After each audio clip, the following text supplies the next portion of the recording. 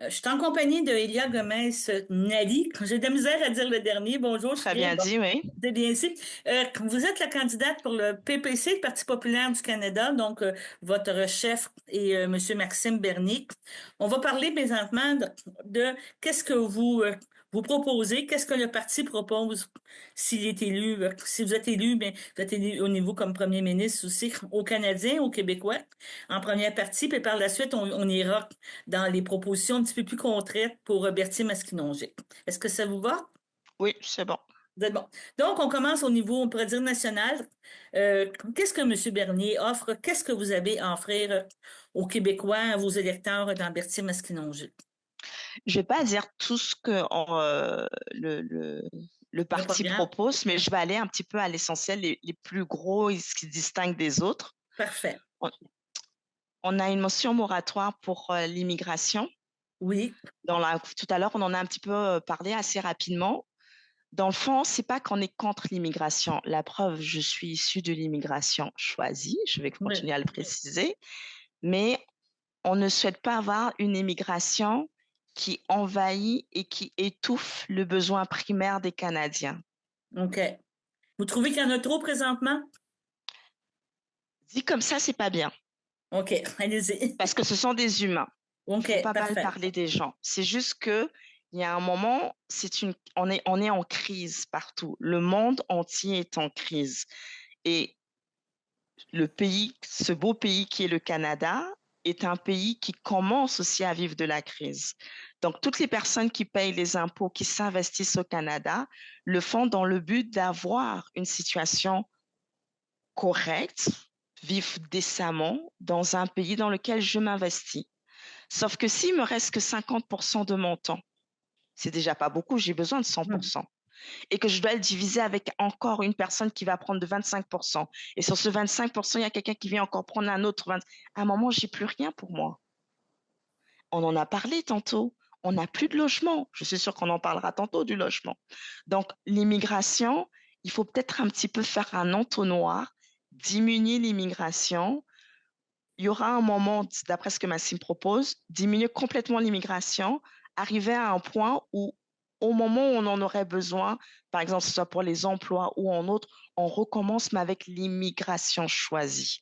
Aujourd'hui, on Mhm. est dans une crise politique, on est dans une crise économique. C'est le moment de penser au Canada pour les Canadiens.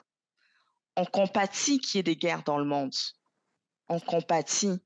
C'est OK. juste qu'on compatit plus que les Canadiens souffrent. C'est ça.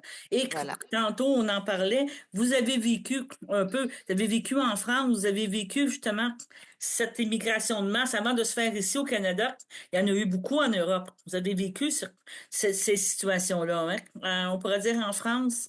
Mais bien sûr, puisque la France est un pays qui est colon. Donc, ça fait qu'il y a eu des accords entre l'Afrique francophone avec la France. Donc, au début, nos parents, ils allaient en France comme si voyager, c'était comme prendre le bus. Ouais.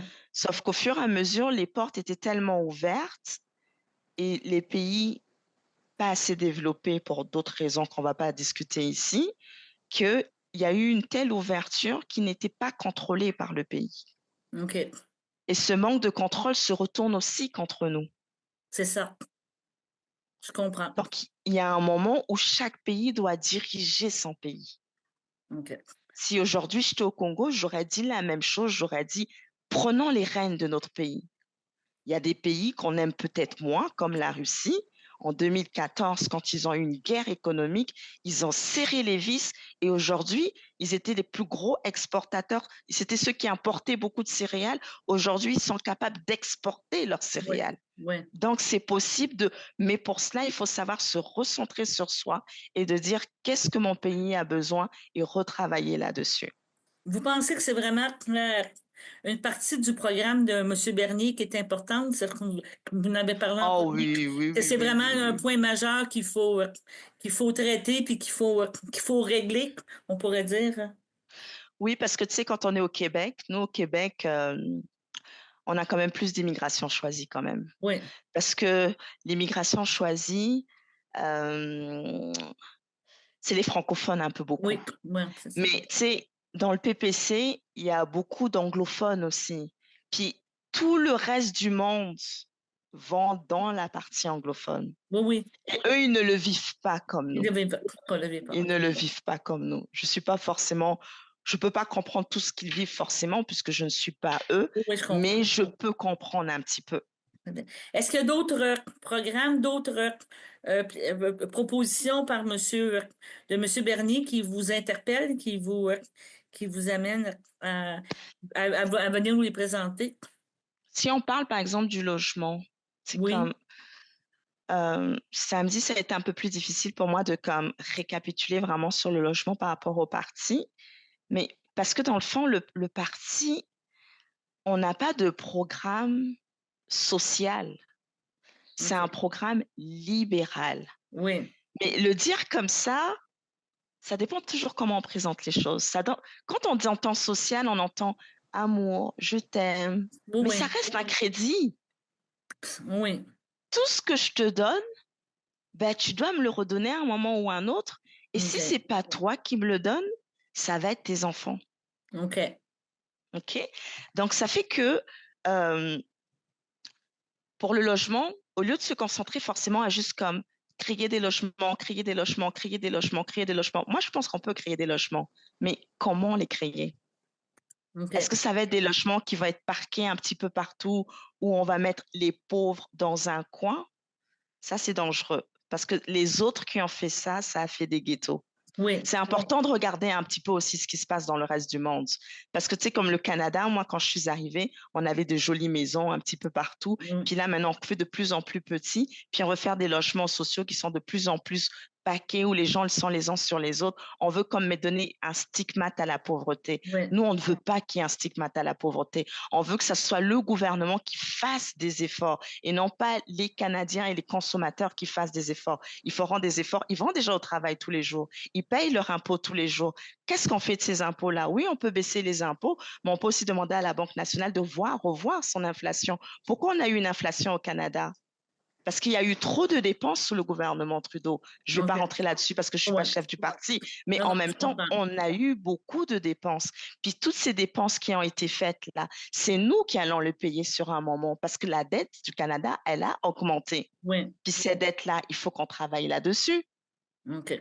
Donc Eh, oui, allez-y. non, non, allez-y, continuez. Je vous laisse. Donc oui, on peut travailler sur les logements sociaux. Moi, je suis pour. Mais il faut que ce soit des logements décents. Il faut que ce soit des logements qui ne vont pas encore sur du long terme se retourner contre le contribuable, les Canadiens, les Français. Mais qui les bâtit? Le gouvernement ou le particulier qui va bâtir ces logements-là pour aider justement à résorber ces crises-là, qu'on parle d'itinérance et de tout?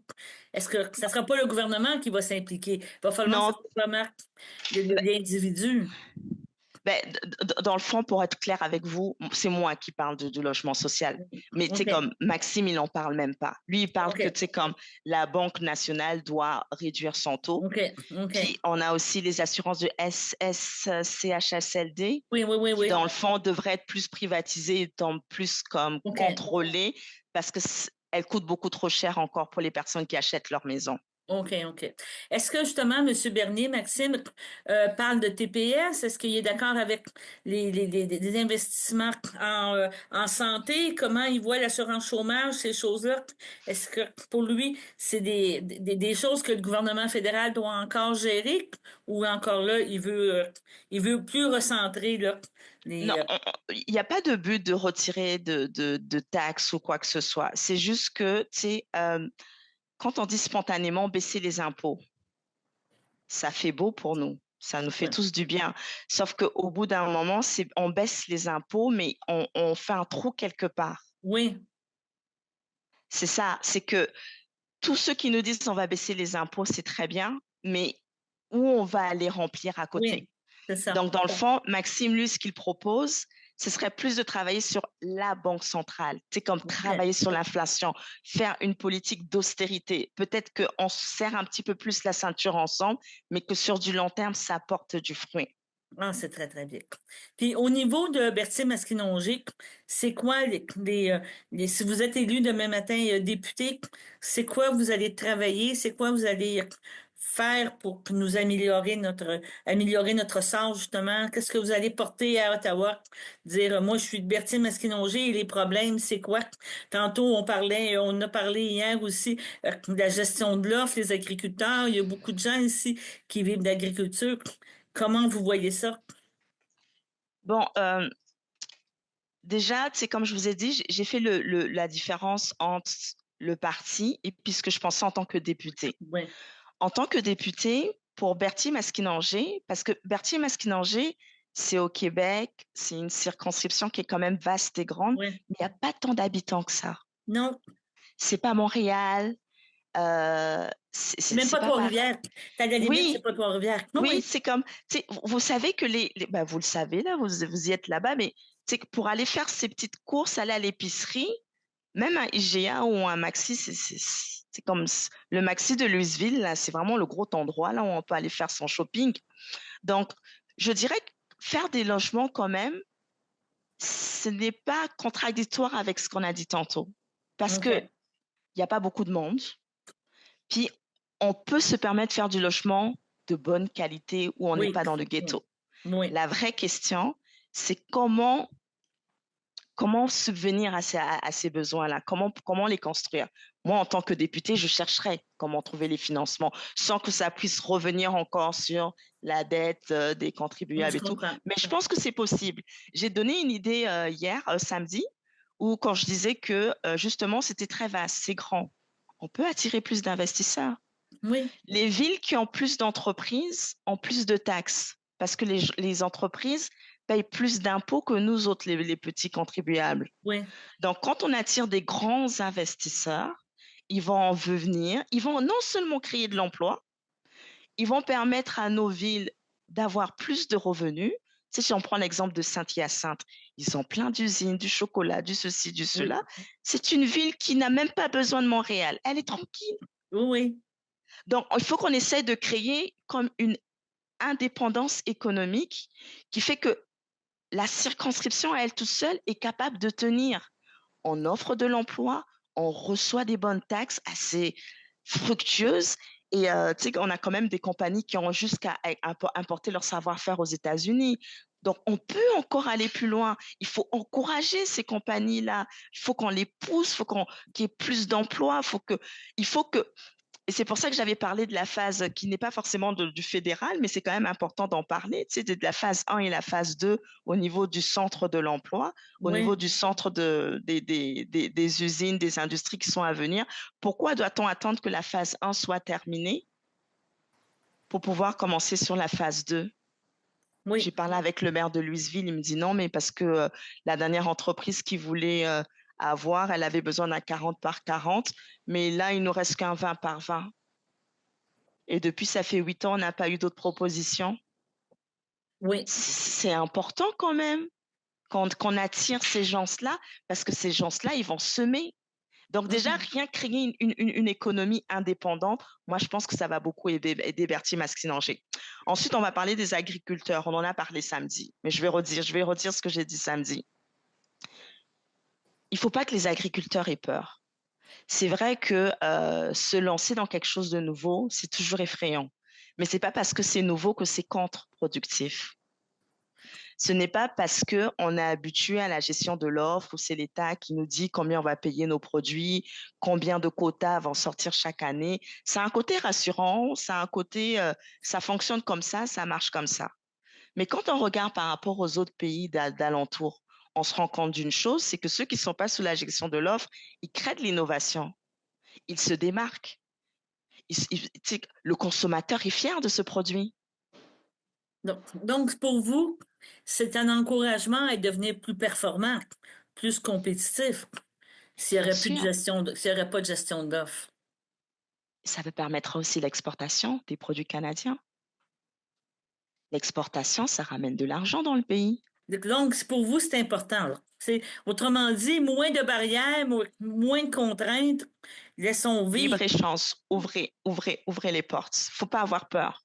Comme je l'ai dit la dernière fois, on mange aujourd'hui du fromage hollandais, on prend du yaourt français et pourtant, on a du yaourt au Canada, ça ne nous empêche pas de le faire.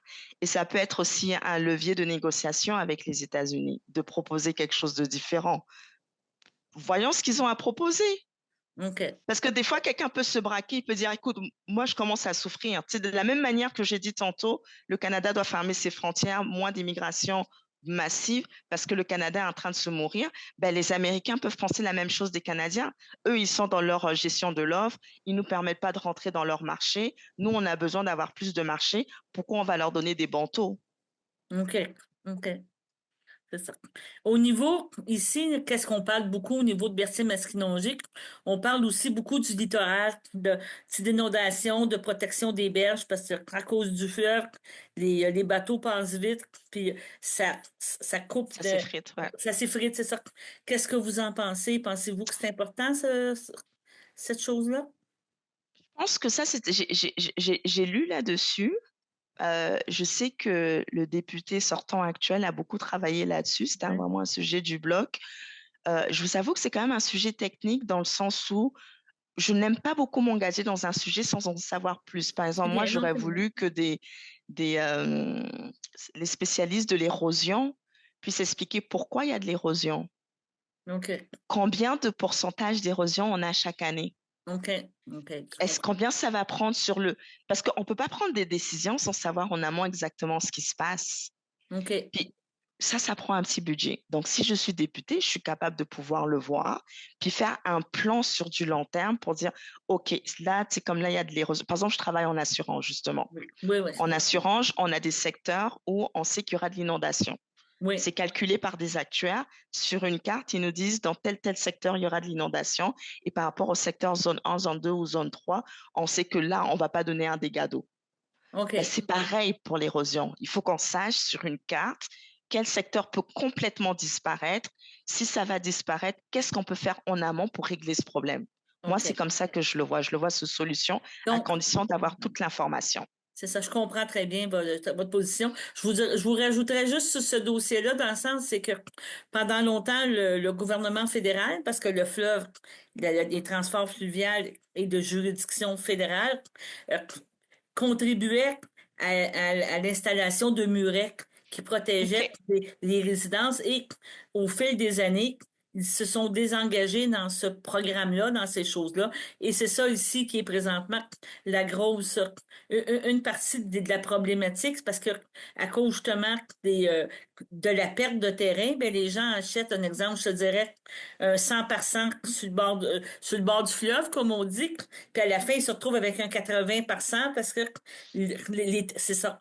C'est ça qui est la Mais c'est ça, problématique. Et c'est beaucoup de sous resécuriser ces berges-là, alors qu'il y a pas 10 ans, 15 ans, le gouvernement fédéral donnait des subventions, aidait à protéger le bord de l'eau, autrement dit. Une partie de la problématique vient que les bateaux sont de plus en plus gros, créent, créent, crée de la houle, oh. tu sais, là, créer de la houle, créer des vagues, et Et c'est une ça, partie. OK, je comprends. Comprenez-vous? Ça vient à ça que quand tu as acheté le terrain, il y a 15 ans, 20 ans, ben, la voie navigable était pas comme ça et la rapidité aussi des bateaux. Tu sais, souvent, quand vous allez sur des marinas, vous allez sur des endroits comme ça, tu sais, il y a des limites de vitesse, mais sur le fleuve, il n'y a pas de limite de vitesse. Quand tu vois passer un gros pétrolier qui arrive, je suis pas rien contre le pétrole, là, c'est pas ça que je dis, mais je dis juste que c'est une constatation qu'il y a moins de réglementation et la réglementation nuit aux berges, c'est ça que je veux dire, là. OK. Ben là, à ce moment, effectivement, c'est un vrai problème parce que ça touche directement les citoyens. Parce que premièrement, si moi j'achète une maison Oui, et que 20 ans plus tard, j'ai comme 80% seulement de mon terrain, c'est très effrayant de se dire dans 40, 50 ans, il va me rester combien de temps? Et si je sais que cette situation peut être résolue en diminuant le en investissant, passage c'est de en ces investissant. bateaux. Tu sais, on parle de baisser la vitesse des bateaux, oui, mais c'est en investissant aussi sur la protection. C'est ça qui est un petit peu le fer de lance dans le comté, je vous dirais. C'est protéger ces choses-là et l'investissement que ça demande pour créer des murets, pour créer, tu sais, créer des protections sur les berges, ben c'est beaucoup de milliers de dollars que les citoyens sont pas tous prêts à avoir l'argent pour le faire. Je sais pas si vous comprenez. Bah oui, C'est bien ça. sûr, Que, tu sais, ouais. c'est un petit peu ça c'est un petit peu ça qui est la bataille, là. Tu sais, je veux dire, en tout cas, je vous mets au courant en même temps. Mais merci, ouais, c'est intéressant. Ouais, C'est ok. intéressant. Non, je vous dirais, Ben, ça fait du bien d'avoir quelqu'un qui le vit directement parce qu'on le lit différemment que quand on le lit dans l'actualité autrement. Là, oui. Tu sais, je vous parle pas d'inondation. Moi, je vous parle de vraiment le fait de mhm. rester sur le bord de l'eau. Ça crée vraiment, et c'est que ça détruit une partie là, de ton patrimoine, de ton patrimoine immobilier, là. Tout le long du fleuve, là. Vous parlez de Saint-Sulpice jusqu'à Trois-Rivières, et c'est vraiment une problématique, là, que les gens vivent ici à cause de ça, là. Ça va être une grosse bataille, mais elle n'est pas Oui. impossible. Non, non, c'est ça, c'est une grosse bataille. En tout cas, bon, au niveau, c'est ça, tantôt on a parlé au niveau des taxes, vous dites bon, que ça donne rien d'essayer de baisser les taxes parce qu'au bout de la ligne, on va payer pareil pour. Avez-vous des idées? C'est quoi? Qu'est-ce qui. Je vous dirai un exemple. Favoriser l'économie. Si on favorise l'économie, si les gens travaillent plus, ils vont payer plus d'impôts. C'est quoi l'équilibre qu'on peut avoir avec ça? Bon, on a parlé de l'import-export, c'est quand même super important. C'est quand on ouvre les frontières, ben, on peut croire aussi qu'on peut vendre plus à l'étranger. OK. On a parlé aussi que la Banque nationale, ben, tu sais, que la Banque du Canada, tu sais, Oui. comme fasse moins de billets parce que plus il y a des billets, plus il y a de l'inflation. L'inflation, Oui. c'est nous qui la payons. On a parlé aussi d'une politique d'austérité. L'austérité, c'est peut-être un petit peu, c'est-à-dire, concrètement, ça va être quoi l'austérité? Parce que ça va être le contraire de tout ce qu'on a vécu. Peut-être pas autant d'allocations familiales. C'est comme à chaque fois qu'il y a les élections qui arrivent, on a droit à des cadeaux. Puis nous tous, on profite, on est contents. Sauf que sur du long terme, ça ajoute au fur et à mesure sur sur nos dettes, sur la dette Oui. nationale, dans le fond. Donc, on peut apprendre à vivre avec un petit peu moins de cadeaux du gouvernement pour Oui. un laps de temps. Juste le temps que le Canada puisse pouvoir se remettre complètement. Puis déjà, rien que ça, là, ça fait déjà toute la différence. En terminant, avez-vous des choses à rajouter que vous voulez parler, que vous voulez euh, proposer en terminant l'entrevue? Est-ce qu'on a parlé parce que je sais qu'on a fait sur le transgenre. Oui, ah non, on n'en a pas beaucoup parlé, non. OK. Ben, Le changement de genre, l'autonomie. Tantôt, qu'est-ce qu'on a parlé? Vous m'avez parlé que vous voulez avoir plus, pas plus d'emprise, mais je veux dire plus de contrôle. ben, que les parents gardent leurs droits, C'est tout ça, bon, c'est simplement. le bon terme, oui. Parce que nos enfants, 14 ans, ce n'est pas synonyme d'être mature. OK. Puis, par défaut, faut penser que l'humain est bon, plutôt que de penser que on veut influencer négativement nos enfants. Pourquoi vous ferez plus confiance aux médecins qu'aux parents de l'enfant? Je trouve ça bizarre. OK. Je comprends. Est-ce que l'enfant peut être influencé? Vous savez que ces enfants qui ont changé de sexe, par exemple, le taux de suicide est très élevé. Je comprends. Et la personne qui souffre après quand l'enfant meurt, C'est les c'est le parents, parent. c'est ça. Donc, ne leur enlevons pas tous ces droits. Puis, on veut juste retrouver notre santé. Tu sais, OK. ce qui s'est passé au Covid, on a un peu eu peur parce que c'est quand même mon corps, c'est moi qui l'utilise tous les jours.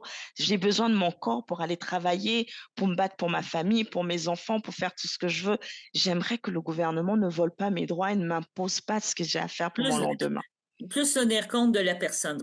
Je te peux dire, Oui, de l'intelligence de la personne, qu'elle est oui, capable de prendre ses propres décisions, prendre ses choses. exact. Pas toujours avoir un gouvernement qui vous dit quoi faire. Qu'on rentre pas dans un état totalitarisme, qu'on retrouve nos droits et de la liberté. C'est de la liberté dans l'économie, la liberté sur des personnes. C'est bien. Et un enfant de 14 ans n'est pas encore libre, il est encore en train de se chercher. D'ailleurs, on dit qu'on est majeur à 18 ans. Donc, c'est juste une question de bon sens. OK. En tout cas, je vous remercie beaucoup, Elia. C'était Ça très m'a fait intéressant plaisir, de vous Daniel. rencontrer. C'est très. Merci. Je vais vous souhaiter bonne chance. On espère qu'on va vous avoir comme député, puis pouvoir travailler avec vous dans les quatre prochaines années. Merci. Ben, merci, Daniel. Merci à tous ceux qui nous ont écoutés. Puis, votez aux urnes, pensez à moi.